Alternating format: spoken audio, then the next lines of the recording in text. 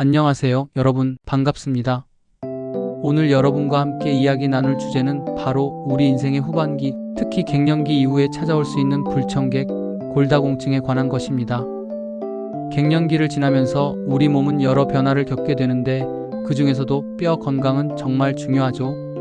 특히 여성분들은 폐경 이후 여성 호르몬인 에스트로겐이 급격히 감소하면서 뼈가 약해지기 쉬워지거든요.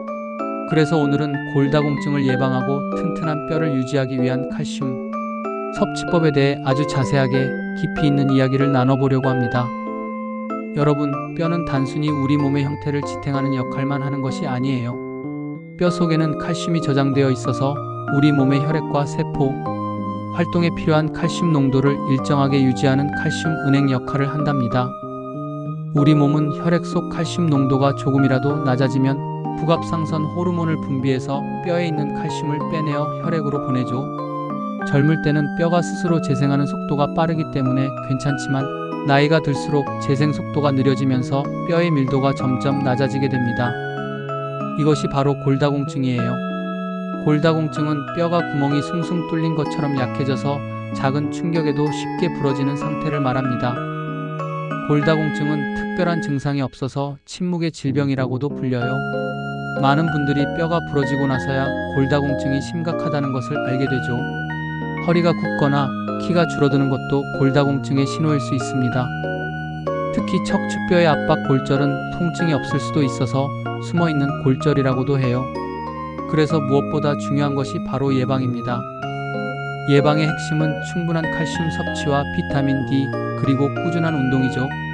오늘은 그 중에서도 가장 기본이 되는 칼슘에 초점을 맞춰보려고 합니다.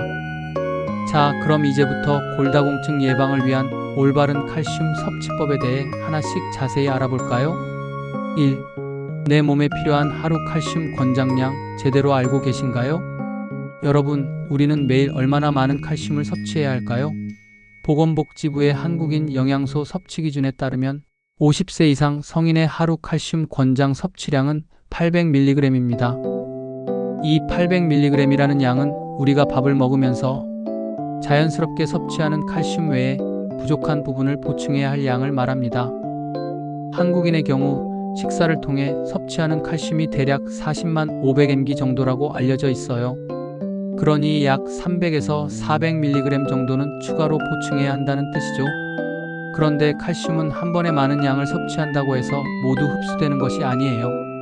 우리 몸의 소장에서 흡수되는 칼슘의 양은 한정적입니다. 보통 한 번에 500mg 이상을 섭취하면 흡수율이 급격히 떨어진다고 해요. 그래서 칼슘은 하루에 한 번에 몰아먹는 것보다 아침, 점심, 저녁 식사를 통해 소량씩 여러 번 나누어 섭취하는 것이 훨씬 효과적입니다. 식사와 함께 섭취하면 위산 분비가 촉진되어 칼슘의 흡수율도 높아지죠. 2. 칼슘 흡수율을 높이는 음식으로 똑똑하게 섭취하기. 단순히 칼슘이 많이 들어있는 음식만 먹는다고 해서 다 흡수되는 것은 아니에요. 우리 몸이 칼슘을 얼마나 잘 흡수하는지가 정말 중요합니다. 흡수율이 높은 식품을 중심으로 식단을 구성하는 지혜가 필요합니다. 유제품을 꾸준히 챙겨 드세요. 우유, 요구르트, 치즈 등 유제품은 칼슘 함량이 높을 뿐만 아니라 흡수율이 무려 30에서 40%로 매우 높습니다. 유제품에 들어있는 유당은 칼슘 흡수를 돕는 역할까지 하죠. 특히 유당 불내증이 있는 분들은 요구르트나 치즈 또는 유당이 제거된 우유를 드시는 것이 좋습니다. 요구르트는 장 건강에도 도움이 되니 일석이조죠. 매일 아침 요구르트 한 개를 드시거나 식후에 우유 한 잔을 마시는 습관을 들여보세요. 녹색 채소는 칼슘의 보물창고. 여러분, 시금치, 케일, 브로콜리 같은 녹색 채소에도 칼슘이 풍부하다는 사실 알고 계셨나요? 특히 케일은 우유보다 칼슘이 더 많이 들어있다고 해요. 다만 시금치에는 수산이라는 성분이 들어있어서 칼슘 흡수를 방해할 수 있습니다. 그래서 시금치는 살짝 데쳐서 수산 성분을 제거한 후 드시는 것이 좋습니다. 브로콜리는 찜이나 볶음 요리로 맛있게 드실 수 있죠. 청경채, 무청, 갓도 칼슘이 풍부한 채소이니 다양하게 활용해 보세요. 작은 생선과 해조류를 가까이 하세요. 멸치, 뱅어포, 잔새우처럼 뼈째 먹는 작은 생선들은 칼슘의 보고입니다. 마른 멸치 한 줌약 20g에 약 100mg의 칼슘이 들어있어요. 멸치볶음이나 뱅어포 구이처럼 반찬으로 만들어 드시면 아주 좋습니다. 또한 미역, 다시마, 김 같은 해조류도 칼슘이 풍부하니 국이나 무침 요리에 활용해 보세요. 콩과 두부도 잊지 마세요. 콩은 식물성 단백질과 함께 칼슘을 공급해주는 좋은 식품입니다. 두부 한 모에는 약 100에서 200mg의 칼슘이 들어있어요. 두부조림이나 두부된장찌개 등으로 매일 꾸준히 드시는 것이 좋습니다. 콩물이나 두유를 드시는 것도 좋은 방법이지만 설탕이 많이 첨가된 제품은 피하는 것이 좋겠죠. 그 외 다양한 식품, 견과류 중에서는 아몬드가 칼슘 함량이 높고 오렌지나 키위 같은 과일도 소량의 칼슘을 함유하고 있습니다. 깨, 참깨, 들깨 같은 씨알류도 칼슘이 풍부하니 나물 요리에 뿌려 드시면 좋습니다. 3. 칼슘 섭취의 짝꿍 비타민 D의 중요성. 아무리 칼슘을 많이 먹어도 비타민 D가 부족하면 칼슘이 우리 몸에 흡수되지 못하고 그대로 배출됩니다. 비타민 D는 칼슘이 뼈에 잘 흡수되도록 돕는 조력자 역할을 하죠. 비타민 D는 음식만으로는 충분량을 섭취하기 어렵기 때문에 햇볕을 쬐거나 영양제를 통해 보충하는 것이 매우 중요합니다. 햇볕을 충분히 쬐세요. 하루에 15에서 20분 정도 햇볕을 직접 쬐는 것이 가장 좋은 방법입니다. 팔, 다리 등 넓은 부위에 햇볕을 쬐는 것이 좋고 자외선 차단제를 바르지 않는 것이 비타민 D 생성에 더 효과적입니다.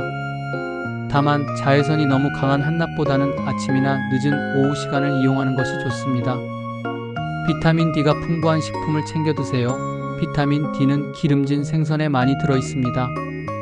연어, 고등어, 참치 같은 등 푸른 생선, 그리고 버섯, 달걀 노른자에도 비타민 D가 들어 있습니다. 식탁에 이런 음식들을 자주 올리는 것이 좋습니다.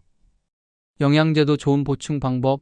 만약 햇볕 쬐기가 어렵거나 식품만으로는 충분한 비타민 D를 얻기 어렵다면 비타민 D 영양제를 복용하는 것도 좋은 방법입니다. 특히 겨울철에는 일조량이 부족하므로 영양제 섭취가 더욱 중요해지죠. 단, 비타민 D는 지용성 비타민이므로 과도하게 섭취하면 몸에 쌓일 수 있습니다. 전문가와 상담 후 자신에게 맞는 용량을 선택하는 것이 중요합니다. 4. 칼슘 흡수를 방해하는 나쁜 습관은 멀리하기. 아무리 좋은 음식을 챙겨 먹어도 칼슘 흡수를 방해하는 습관들이 있다면 소용이 없겠죠? 건강한 식습관만큼이나 나쁜 습관을 버리는 노력이 필요합니다. 짠 음식은 줄이세요. 소금 나트륨을 많이 섭취하면 소변으로 칼슘이 빠져나가기 쉽습니다. 나트륨 1g을 섭취하면 칼슘 20에서 30mg이 소변으로 함께 배출된다고 해요. 국물 요리를 즐겨 드시거나 김치나 젓갈을 많이 드시는 분들은 염분 섭취량을 줄이려는 노력이 필요합니다. 카페인과 탄산음료는 적당히. 커피나 콜라 같은 탄산음료에 들어있는 카페인과 인산은 칼슘 흡수를 방해하고 오히려 칼슘 배출을 촉진합니다. 하루 한두 잔 정도는 괜찮지만 너무 많은 양을 마시는 것은 피하는 것이 좋습니다.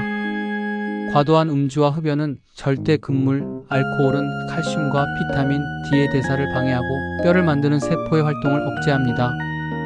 흡연 또한 뼈의 혈액순환을 방해하고 여성 호르몬인 에스트로겐의 농도를 낮춰 골밀도를 떨어뜨립니다. 건강을 위해서라도 금주와 금연은 필수입니다. 5. 칼슘 섭취와 함께 운동은 필수입니다. 마지막으로 칼슘 섭취만큼 중요한 것이 바로 운동입니다. 운동은 뼈에 적당한 자극을 주어 뼈의 밀도를 높여주는 효과가 있습니다. 뼈는 외부 자극에 반응하여 스스로 강해지려는 성질이 있거든요. 특히 체중을 실어주는 체중 부하 운동이 좋습니다. 걷기, 조깅, 하루 30분씩 꾸준히 걷는 것만으로도 뼈 건강에 큰 도움이 됩니다. 빠르게 걷거나 팔을 흔들며 걷는 등 활동량을 늘리면 더욱 좋죠. 계단 오르기, 엘리베이터 대신 계단을 이용해 보세요. 하체 근육을 강화하고 뼈에 좋은 자극을 줄 수 있습니다. 가벼운 근력 운동, 아령 들기, 스쿼트, 팔굽혀펴기 같은 가벼운 근력 운동은 근육뿐만 아니라 뼈를 튼튼하게 만드는 데도 효과적입니다. 집에서 할 수 있는 간단한 스트레칭과 근력 운동을 꾸준히 하는 것이 중요합니다. 여러분, 갱년기 이후 골다공증은 더 이상 남의 이야기가 아닙니다.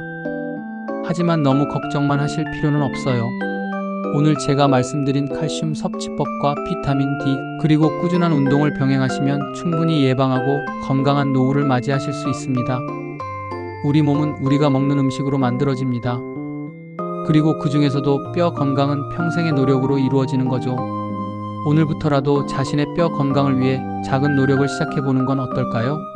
매일 우유 한 잔, 햇볕 쬐기 15분, 꾸준한 걷기 운동.